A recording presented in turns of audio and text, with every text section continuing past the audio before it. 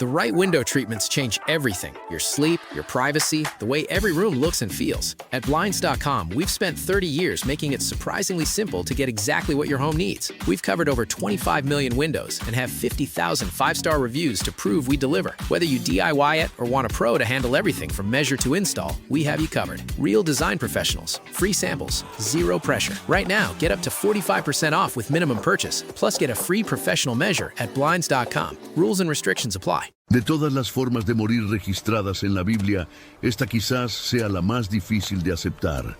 Un profeta obedeció a Dios, cumplió su misión con precisión, rechazó toda recompensa y murió devorado por un león porque se detuvo a comer pan. No robó, no mató, no blasfemó, comió, y eso le costó la vida. El relato se encuentra en el capítulo 13 del primer libro de los Reyes. Y para entender lo que pasó en aquel camino y por qué pasó, necesitas regresar al momento exacto donde todo comenzó, no en el camino, no en el ataque del león, sino en una ciudad llamada Betel, frente a un altar que nunca debió existir. Israel estaba dividido. Después de la muerte de Salomón, el reino que David unificó con sangre y estrategia se partió en dos. Al norte, 10 tribus siguieron a Jeroboam, hijo de Nabat.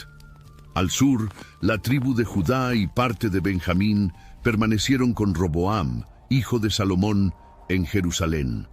La división política fue brutal, pero la división espiritual fue peor.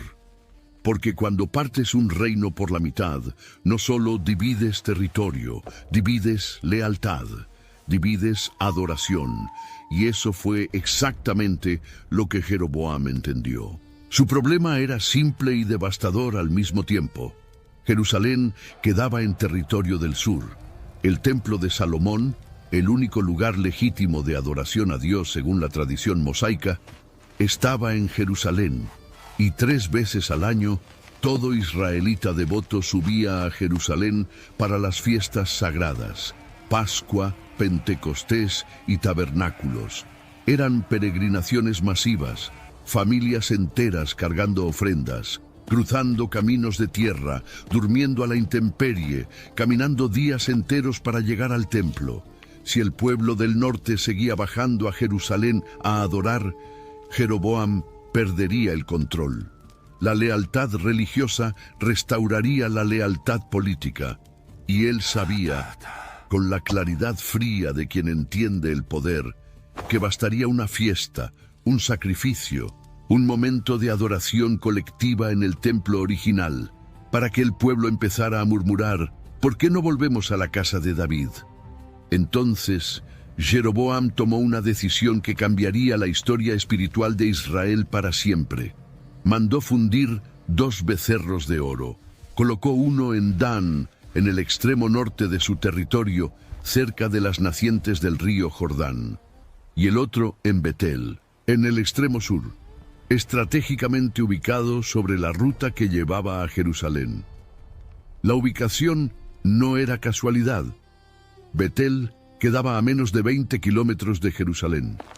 Cualquier peregrino que bajara del norte hacia el templo pasaría primero por Betel, y ahí encontraría un altar, un becerro de oro y un mensaje oficial del rey. El texto bíblico registra las palabras exactas de Jeroboam al pueblo: ya es demasiado para ustedes subir a Jerusalén. Aquí están tus dioses, oh Israel, que te sacaron de la tierra de Egipto. Casi las mismas palabras, prácticamente idénticas, que Aarón usó en el desierto del Sinaí siglos antes frente al primer becerro de oro. La repetición no es coincidencia, es un patrón, una recaída nacional. Pero Jeroboam no se detuvo en los becerros, construyó santuarios en lugares altos repartidos por todo el territorio. Nombró sacerdotes que no eran de la tribu de Leví, una violación directa e innegociable de la ley mosaica, que reservaba el sacerdocio exclusivamente para los descendientes de Aarón. Cualquier hombre que quisiera podía convertirse en sacerdote a cambio de un pago. El sacerdocio dejó de ser un llamado y se convirtió en una compra. Y como si eso no bastara, Jeroboam creó una fiesta el día 15 del mes octavo, una imitación deliberada de la fiesta de los tabernáculos que se celebraba el día 15 del mes séptimo en Jerusalén. Cambió el calendario sagrado, cambió el sacerdocio, cambió el lugar de adoración, cambió el objeto de adoración, creó una religión paralela con apariencia de legitimidad y estructura de conveniencia política, y entonces llegó el día de la inauguración en Betel. Jeroboam subió al altar, el pueblo estaba reunido, el incienso ardía, los sacerdotes ilegítimos estaban posicionados con sus vestiduras ceremoniales. El aroma del sacrificio subía en el aire caliente. Y en el instante exacto en que el rey extendió su mano sobre el altar para ofrecer incienso, el gesto máximo de autoridad religiosa, un hombre apareció, sin aviso, sin invitación, sin ejército, sin comitiva, sin nombre. El texto bíblico lo identifica únicamente como el varón de Dios que vino de Judá. Venía del sur, de territorio rival, del reino de Roboam, y traía un mensaje que nadie ahí quería escuchar, especialmente el rey que tenía la mano extendida sobre el altar.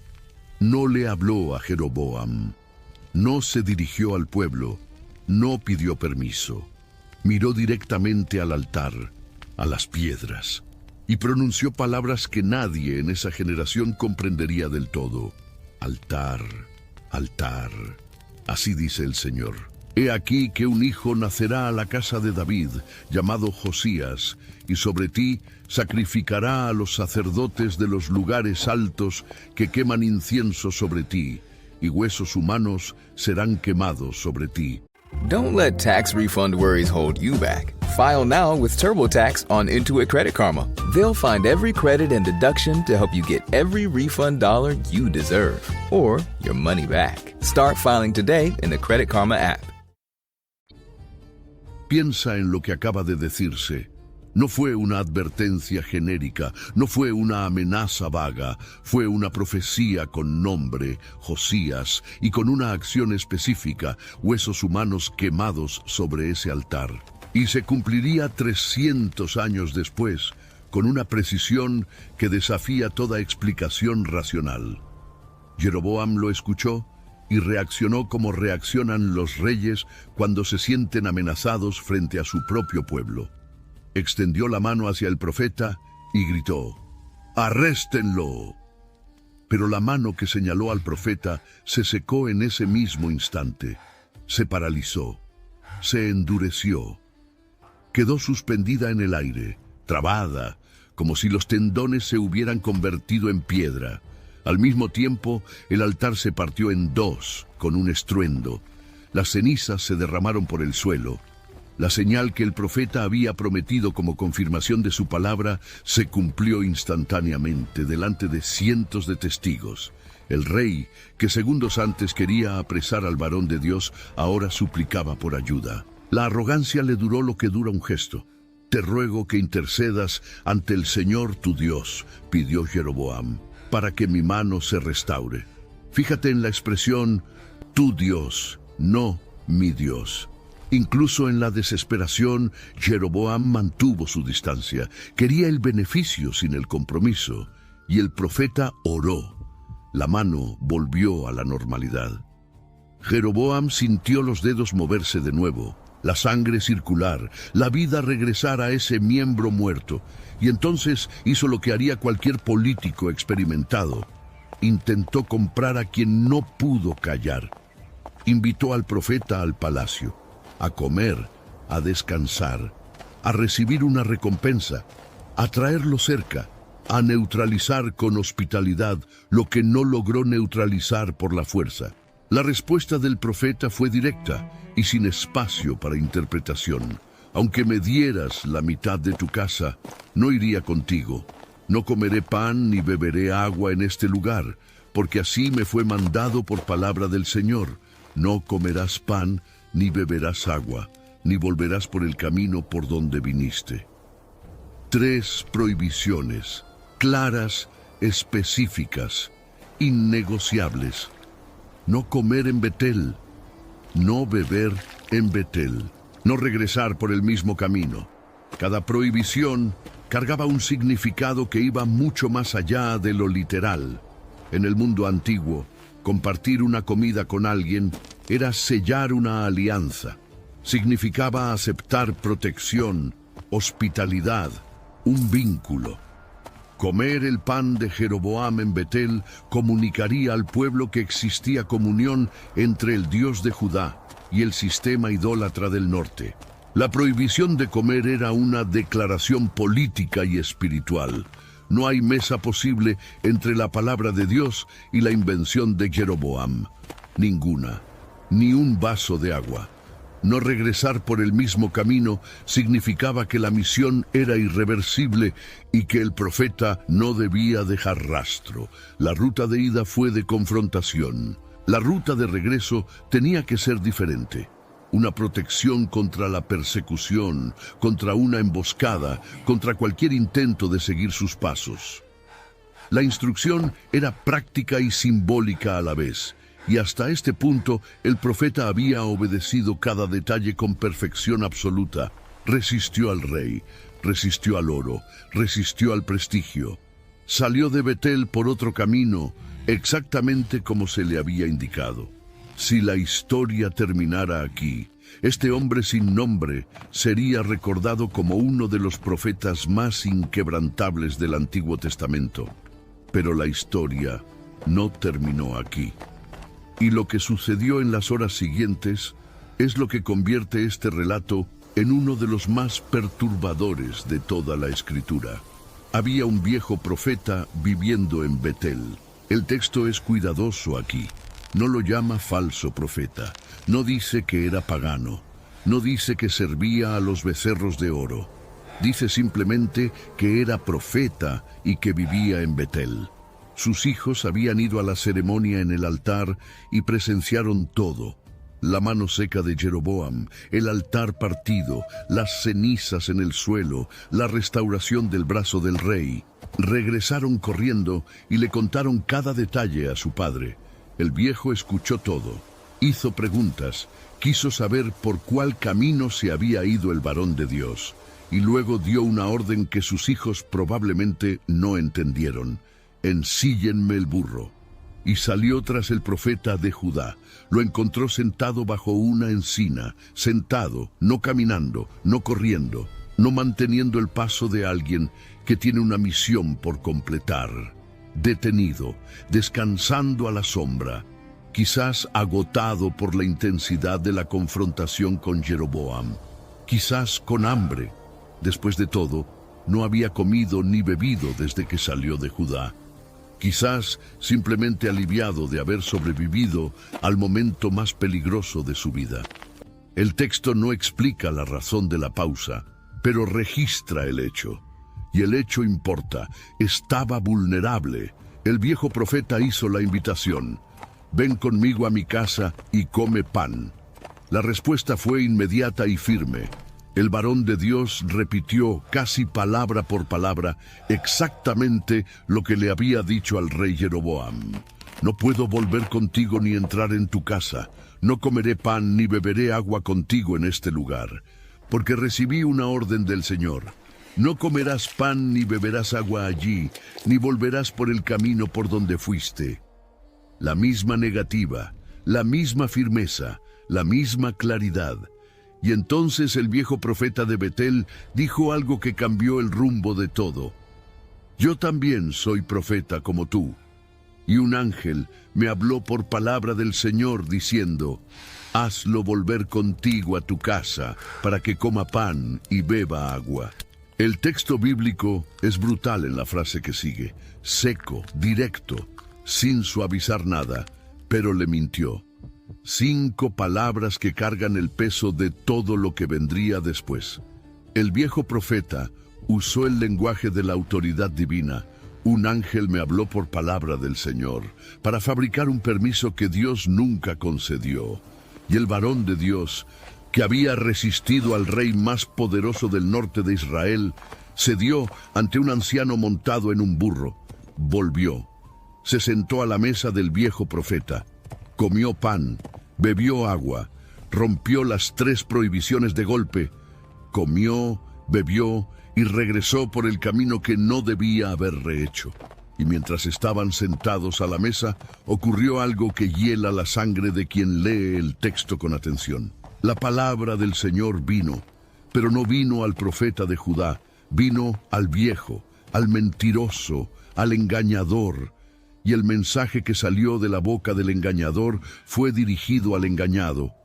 Así dice el Señor: por cuanto fuiste rebelde al mandato del Señor y no guardaste el mandamiento que el Señor tu Dios te había prescrito, sino que volviste y comiste pan y bebiste agua en el lugar del cual te había dicho que no comieras pan ni bebieras agua, tu cuerpo no llegará al sepulcro de tus padres.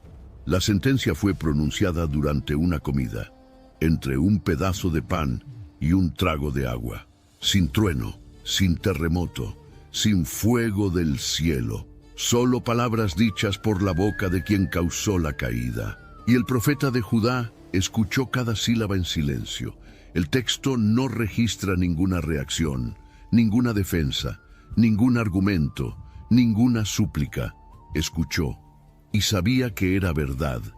Después de la comida, el viejo profeta le ensilló el burro al varón de Dios.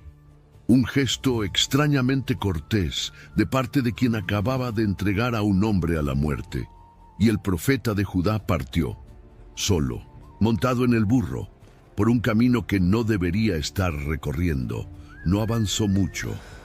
En algún punto de aquel camino polvoriento entre Betel y la frontera de Judá, un león lo encontró. El texto es preciso en la descripción. El león lo mató. Pero lo que sucedió después de la muerte es lo que transforma este relato de tragedia humana en demostración sobrenatural.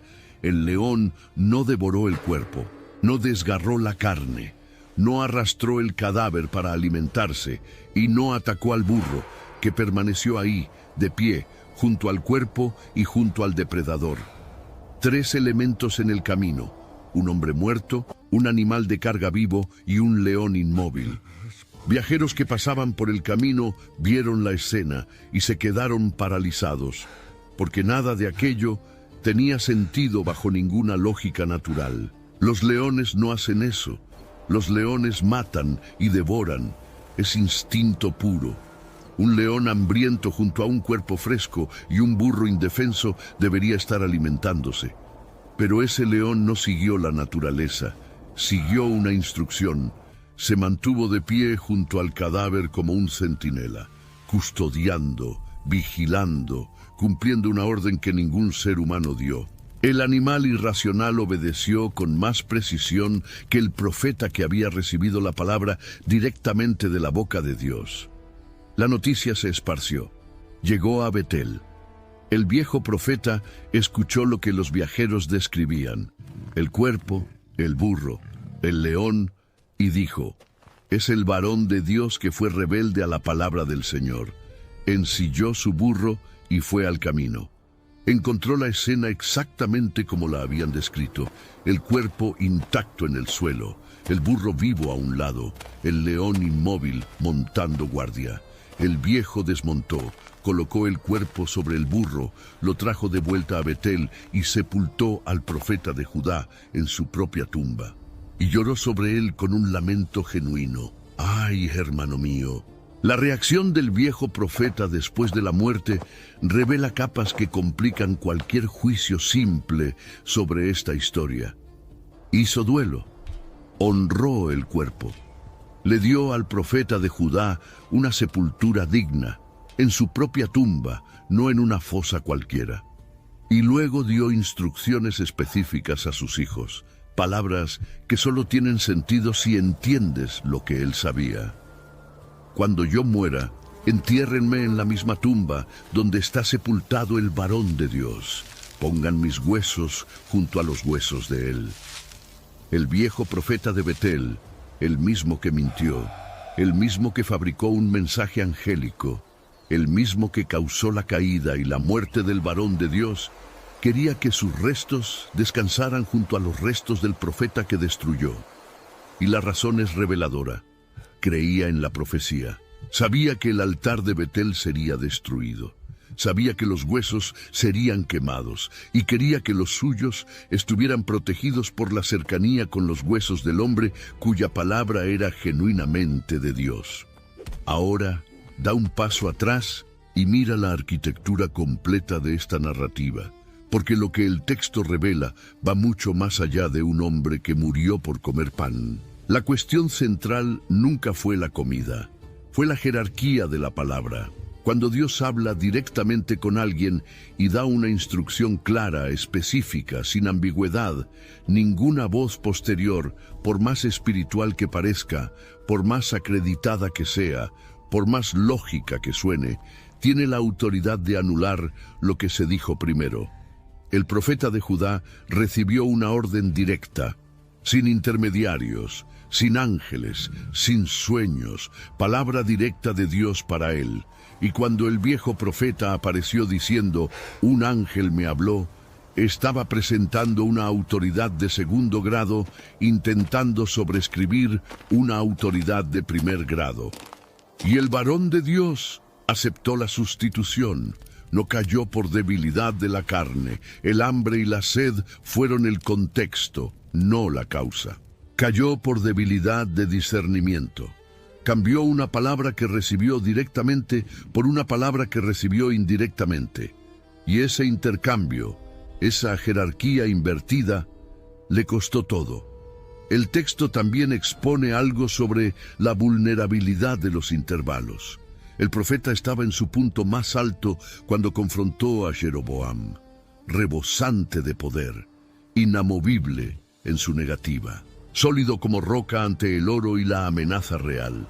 Pero cuando se sentó debajo de aquella encina, estaba en el intervalo entre la misión y el regreso. La adrenalina había bajado. El cuerpo cobraba la factura del esfuerzo. El hambre era real. La sed era real. El agotamiento era real. Y fue precisamente en ese momento de vulnerabilidad física y emocional que la tentación apareció. No con aspecto de tentación, con aspecto de espiritualidad. Un ángel me habló. La mentira más peligrosa nunca es la que contradice a Dios abiertamente. Es la que afirma traer una actualización de parte de Él. La forma en que la muerte fue ejecutada también carga un significado que el texto espera que notes. Dios no envió fuego, no abrió la tierra, no mandó una plaga. Envió un león, un solo animal, y le hizo actuar contra toda su naturaleza, matar sin devorar, permanecer sin huir, custodiar sin atacar. Si el profeta hubiera muerto de causas naturales en el camino, un paro cardíaco, una caída del burro, un asalto de bandidos, habría sido una muerte explicable, triste pero explicable. El león convirtió la muerte en una declaración pública. Todo viajero que pasara y viera a un depredador salvaje parado junto a un cuerpo intacto y un burro vivo, entendería que algo más allá de la naturaleza había operado. La muerte no fue solo una consecuencia, fue una comunicación. Y hay otra capa más en esta narrativa que la mayoría de las personas pasa por alto cuando lee el capítulo 13. El relato funciona como un espejo invertido de la historia de Balaam, registrada en el libro de Números. Balaam era un profeta pagano contratado para maldecir a Israel. En el camino, su burro vio un ángel que Balaam no podía ver, y el animal se negó a avanzar, hasta que Dios abrió la boca del burro para hablar. En el caso del profeta de Judá, el patrón se invierte. El animal, el burro, permanece mudo y obediente. Quien habla es el falso mensajero, y quien debería haber tenido la visión espiritual para discernir la mentira, el profeta, es exactamente quien falla. La historia también plantea una pregunta que el propio texto no responde completamente, y esa ausencia de respuesta es parte del mensaje. ¿Por qué mintió el viejo profeta? SpringFest is happening now at Lowe's. Keep the spotlight on your yard with Stay Green Premium 2 cubic foot mulch. 5 bags for $10. Plus, when you want more help indoors, get up to 40% off select major appliances that help you supercharge your chores. Our best lineup is here at Lowe's. Valid to 4/22 while supplies last. Selection varies by location. See Lowe's.com for details. Mulch offer excludes Alaska and Hawaii. El relato no asigna un motivo.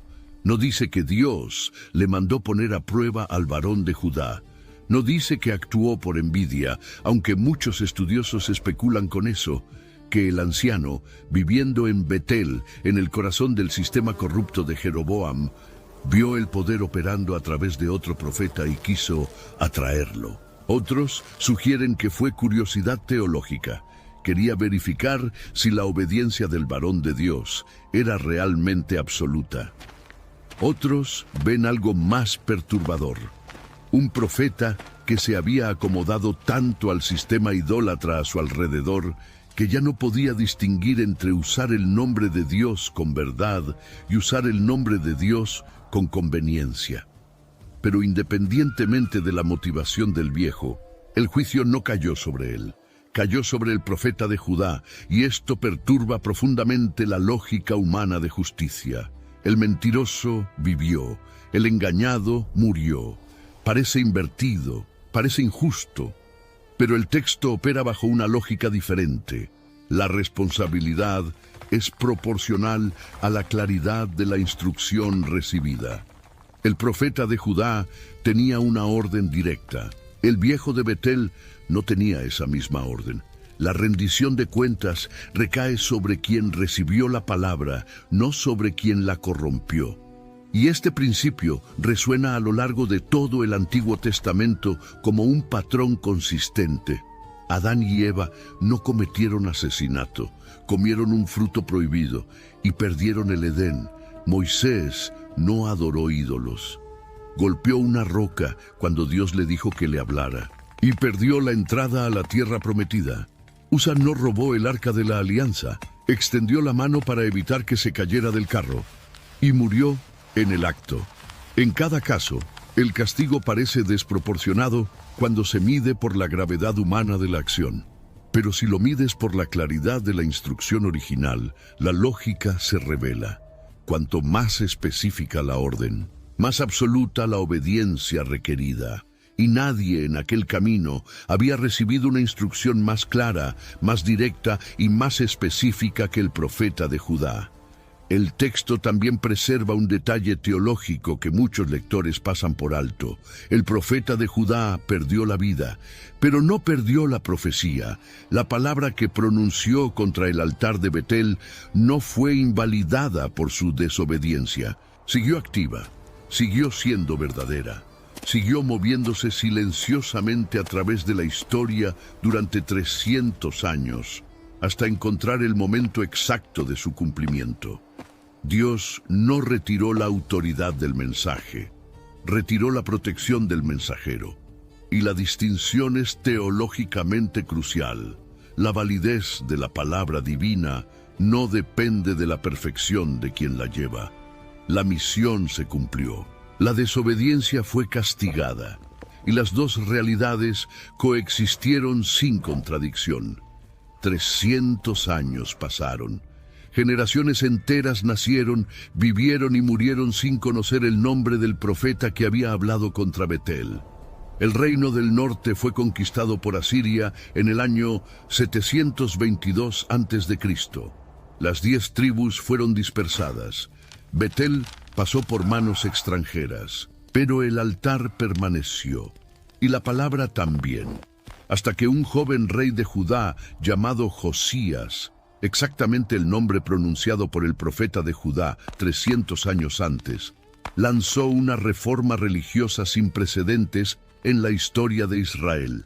En el año 18 de su reinado, Josías subió a Betel, destruyó el altar, quemó huesos humanos sobre él, exactamente como se había profetizado.